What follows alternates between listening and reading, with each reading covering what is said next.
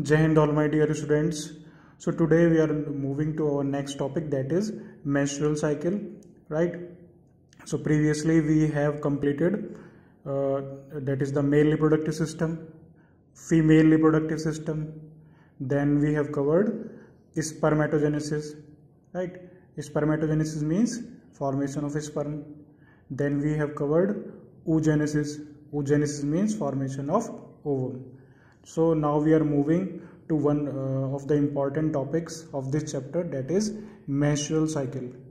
Every year question will come in your board exam from this topic. So please be attentive during the lecture, okay, and listen this topic very carefully, right? So today we are going to start this topic, that is menstrual cycle. Now the reproductive cycle in the female primates. So what they call the reproductive cycle that occurs in the female primates, that is monkey, apes and the human beings. So here we focus on the human beings, right? So here we are going to cover in case of human beings. The first menstruation begins at puberty, right? Puberty in female, right? Puberty in female, it around 12 to 14 years. 12 to 14 years of age the puberty will start and is called as the menarche. Okay, and is called as the menarche. Clear? The first menstruation begins at the puberty. The first menstruation कब start होगा? Puberty के time पर start होगा and is called as the menarche. The menstruation is repeated at an average interval of 28 to 29 days. So it occurs monthly, it is repeated. On an average they are telling it is about 28 to 29 days. So some hormonal changes will take place during the menstruation. We will try to see what are those hormonal changes, right? Cycle of events starting from one menstruation till the next one is called menstrual cycle, right? So this is thus it is a cycle of event that starts from the one menstruation and till the next one is called as the menstrual cycle. Clear? So first menstruation they are telling it begins at the puberty, right? First menstruation they will begin at the puberty and is called as the menarche. And here you will see from one menstruation the events that start from the one menstruation till the next one is called as the menstrual cycle. Clear?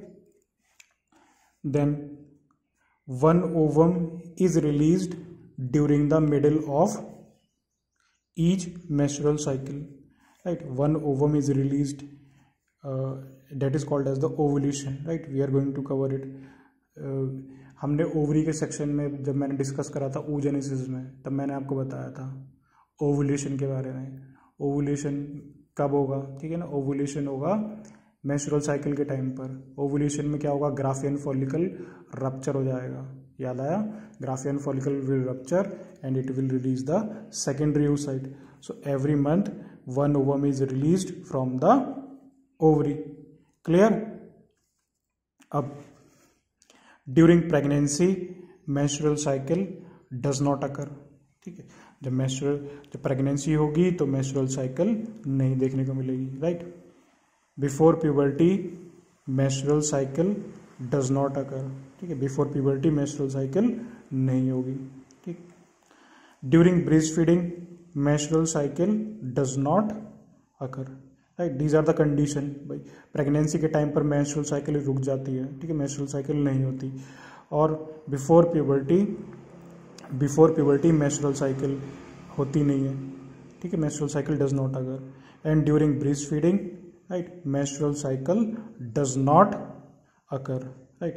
और हम ये भी कह सकते हैं कि भाई if female is fertile, it means the menstrual cycle is going in them. अगर menstrual cycle हो रही है तो उससे पता चलेगा कि भी फीमेल क्या है, वो fertile है.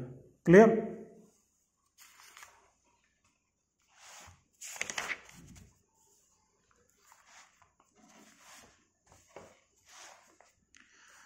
FSH and LH. FSH is your follicle stimulating hormone and LH is your luteinizing hormone, right? They will act on the ovary. Ovarian follicle grows, right? Ovarian follicle, ovary में क्या बन रहा था? Primary follicle, secondary follicle, tertiary follicle, then graphical follicle. Then estrogen उसके ऊपर act कर रहा है, ठीक है ना? Produce estrogen, affect the wall of uterus. Clear? अभी हम इसको डिटेल में देखेंगे किस तरीके से हार्मोनल एक्शन होगा. फिर एक यहाँ पर कंडीशन है एमिनोरिया, ठीक है? एमिनोरिया का मतलब क्या हुआ? AMEHORRHOE. एमिनोरिया का मतलब क्या होगा? Non occurrence of menses, menses का ना होना, ठीक है? मेंसेस का ना होना. फिर ओलिगोमेनोरिया, ठीक है? ओलिगोमेनोरिया का मतलब क्या होगा? इर्रेगुलर मेंसेस, इसमें इर्रेगुलर होंगे मेंसेस, ठीक है? वो भी कंडीशन के ऊपर डिपेंड है. It depends on the condition कि भाई क्या उसमें कोई प्रॉब्लम है, कुछ स्ट्रेस है या कोई और डिजीज वगैरह इस टाइप की है, ठीक है? तो उसमें क्या होगा? वो oligomenorrhoea. In case the female should contact a gynaecologist. The gynaecologist will deal with that female, right? Now when we are talking about the menstrual cycle, there are basically 4 phase. 4 phase हम इसमें पढ़ेंगे, ठीक है? 4 phase हम इसमें पढ़ेंगे किसमें? Menstrual cycle में, ठीक है? 4 फेज कौन कौन से हैं यहाँ पर? First one is your menstrual phase, right? पहला कौन सा है यहाँ पर? Menstrual phase. और क्या कहते हैं इसको? ब्लीडिंग फेज भी कहते हैं, ठीक है ना? ब्लीडिंग भी कहते हैं. दूसरा कौन सी फेज होती है? प्रोलिफरेटिव फेज, ठीक है? प्रोलिफरेटिव फेज जो बोल रहा हूँ प्लीज इसको सुनो ध्यान से. Menstrual phase, proliferative phase, then ovulation and then the secretory और ल्यूटल फेज, राइट? इसको कहानी की तरह सुनते रहो, ठीक है? याद हो जाएगा आपको. पहला मैंने कौन सा बताया आपको? Menstrual phase. मेंस्ट्रुअल फेज में क्या होगा? ब्लीडिंग होगी. दूसरी कौन सी है? Proliferative phase, right? Proliferative phase. तीसरी कौन सी मैंने आपको बताई? Ovulatory phase. और उसके बाद कौन सी बताई मैंने? सिक्रीटरी और luteal phase, right? Then menstrual phase, ठीक है? Menstrual phase. अब हम पहली फेज में क्या बता रखा है यहाँ पर? मेंस्ट्रुअल फेज में, मेंस्ट्रुअल फेज को क्या कहते हैं हम लोग? ब्लीडिंग फेज, ठीक है? मेंसेस, महीना आना, ठीक है? महीना आना जो कहते हैं उसको. सो कितने दिन का होगा? It last for 3 to 5 days, right? It कब तक होगा ये? 3 से 5 दिन, ठीक है? 3 से 5 दिन तक का होगा. LH decreases during this phase, menstrual phase. The LH will decrease. LH means your luteinizing hormone, right? Then corpus luteum. Corpus luteum, it will degenerate from corpus albicans, right? जो कॉर्पस ल्यूटियम होगा वो degenerate होगा, क्या बना देगा? वो corpus albicans को बना देगा, राइट? लेवल. अभी कॉर्पस ल्यूटियम बन कैसे रहा था, ठीक है? ये भी हम देखेंगे किस तरीके से बनाए. Level of the progesterone and oestrogen decreases. क्यों डिक्रीज? क्योंकि यहाँ पर श्रेडिंग हो रही है, ठीक है? श्रेडिंग हो गई यहाँ पर, ठीक? ब्लीडिंग हो रही है. Breakdown of the endometrium wall, right? क्यों हुआ ऐसा? क्योंकि यहाँ पर एंडोमेट्रियम वॉल का ब्रेकडाउन हुआ. Endometrium wall will break down, right? Endometrium wall will break down. Leucocytes release, ठीक है? जो ल्यूकोसाइट्स हैं वो रिलीज हो रही है. अनफर्टिलाइज्ड ओवम, जो ओवम अनफर्टिलाइज नहीं है वो रिलीज हो जाएगा, ठीक? फिर 30 to 40 ml blood release during the menstrual phase, ठीक है? जो मेंस्ट्रुअल फेज होगी उसमें कितना ml ब्लड रिलीज होता है? Nearly about 30 to 40 ml of the blood, right? तो कितना ब्लड रिलीज होता है? 30 से 40 ml ब्लड रिलीज होता है. This is one of the main reason we can say कि भाई जो फीमेल होती है उसमें हीमोग्लोबिन कम होता है, ठीक है? The amount of haemoglobin is less in female in comparison to female because the blood they will lost about nearly every month they lost about nearly 30 to 40 ml of blood. Clear हुआ ये आपको, ठीक है? तो menstrual phase को हम लोग bleeding phase कहते हैं. 3 से 5 दिन की होगी, ठीक है? 3 से 5 दिन की. LH डिक्रीज होगा, luteinizing hormone will decrease. Corpus luteum degenerate from corpus albicans, right? Level of the progesterone and the estrogen will decrease and the breakdown of the endometrium wall, right? So there is a breakdown of the endometrium wall. The leukocytes WBC also release, right? And unfertilized ovum will release. 30 to 40 ml blood will release, ठीक है। अगर 30 से 40 ml blood है, reddish brown in colour का जो blood हो, reddish brown होता है जो ब्लड, इसमें से रिलीज होगा, राइट। एंड इसके अलावा जो होगा, इससे यही पता चलेगा कि भाई क्या प्रॉब्लम और हो सकती है, ठीक, क्या प्रॉब्लम और हो सकती है।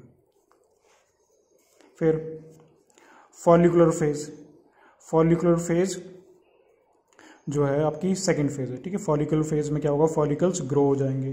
तो ये कहाँ तक खत्म हुआ था, 3 से 5 दिन तक, ठीक है, 3 से 5 दिन, 5 डेज तक। फिर follicle grows, it occurs from 6 to the 13th day, 6 से 13वें दिन, right. Follicular phase it occurs from the 6th day, right, 6 से 13 दिन का। Primary follicles they will grow in the ovary, हमने पढ़ा था oogenesis में, प्राइमरी फॉलिकल्स, ठीक है, primary follicle, then secondary follicle, tertiary follicle, Graafian follicle, आया याद आपको, राइट। तो इसमें कौन सा हार्मोन एक्ट करेगा यहाँ पर, oestrogen, the amount of oestrogen will increase during this phase. तो ईस्ट्रोजन इसके ऊपर एक्ट कर रहा है। The follicles grow in the ovary to become fully mature Graafian follicle. तो प्राइमरी फॉलिकल क्या होगा, यहाँ पर ग्रो हो जाएगा, ठीक है, ग्रो होगा ओवरी में, और उससे क्या बन जाएगा, फुल्ली मैच्योर ग्राफियन फॉलिकल होगा। Endometrium of the uterus regenerates through proliferation. जो एंडोमेट्रियम है, अब एंडोमेट्रियम पहली वाली स्टेज में हमने पढ़ा था मेंस्ट्रुअल साइकिल में, ये ब्रेक डाउन हो गई थी, ठीक है, ब्रेक डाउन होगा तभी तो ब्लड रिलीज हुआ। तो जब एंडोमेट्रियम ब्रेक डाउन हो गई तो फिर दोबारा से क्या होगी, वो अपने आप को रीजनरेट करती है, ठीक है, रीजनरेट करेगी। तो endometrium of the uterus regenerates through proliferation up to 3 millimetres, ठीक है, 3 मिलीमीटर्स तक ये क्या करेगी, अपने आप को रीजनरेट कर लेगी, ठीक है, 3 millimetre. Change in the ovary and uterus are induced by the change in the level of pituitary and ovarian hormones.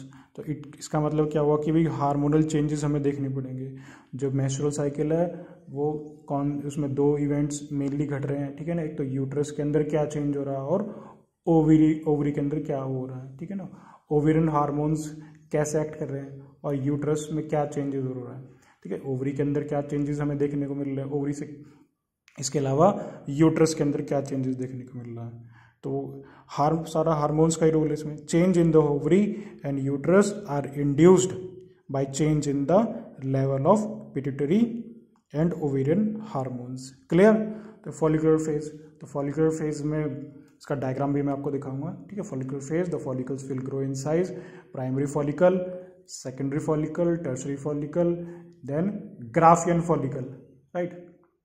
तो ये क्या होगा, ओवरी में, ठीक है, ओवरी में ये क्या होगा, ये फॉर्म होगा ये वाला, ठीक है। तो कौन सा हार्मोन इसके ऊपर एक्ट कर रहा है, ईस्ट्रोजन का लेवल इसमें बढ़ रहा है, the amount of oestrogen will increase. तो फॉलिकल्स जो थैलियाँ जो होती हैं वो उनका क्या होगा, वो बढ़ती चली गई आगे, सेकेंडरी फॉलिकल, फाइनली किस में कन्वर्ट हो गई, ग्राफियन फॉलिकल, ठीक है, किस में कन्वर्ट होगी, वो ग्राफियन। तो इस वक्त क्या होगा, ईस्ट्रोजन का लेवल क्या होगा, वो बढ़ा हुआ होगा, oestrogen level will increase there. Clear.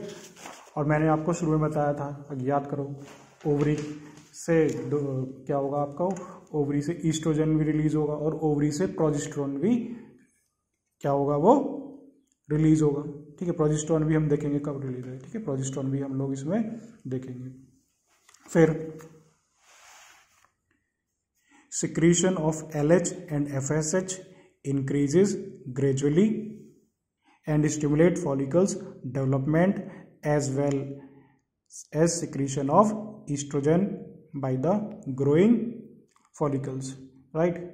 तो क्या होगा यहाँ पर, ठीक है, क्या होगा यहाँ पर, secretion of LH and FSH increase. जो LH होगा, क्या होगा, LH का ब्रेन को इंडिकेशन मिलेगा, ब्रेन को इंडिकेशन मिलेगा कि भाई ल्यूटिनाइजिंग हार्मोन अब तुम्हारा टाइम आ गया, ठीक है ना, अब तुम जाके एक्ट करोगे, ठीक है, अब तुम जाके एक्ट करोगे और क्या करोगे, उसको ग्राफियन फॉलिकल को क्या कर दोगे, उसको ब्रेक डाउन करने में मदद करोगे, ठीक है। ग्राफियन फॉलिकल क्या हो जाएगा, वो रप्चर हो जाएगा, ठीक है, रप्चर हो जाएगा। क्लियर। तो secretion of LH and FSH increases gradually and stimulates follicles development as well as secretion of estrogen by the growing follicles. Clear। समझ में आया आपको? ठीक है, तो कब होगा ये? 6 से 13वें दिन, यानी कि जब 12 डेज होगा, ठीक है, 12 नियर अबाउट 11 या 12th डे, ठीक है, 11-12 डे क्या होगा यहाँ पर LH हार्मोन, ठीक है ना, जो LH हार्मोन है ल्यूटिनाइजिंग हार्मोन है, ठीक है, जो ल्यूटिनाइजिंग हार्मोन है वो इंक्रीज हो जाएगा। और ल्यूटिनाइजिंग हार्मोन किस पे एक्ट करेगा यहाँ पर? किस पे एक्ट करेगा?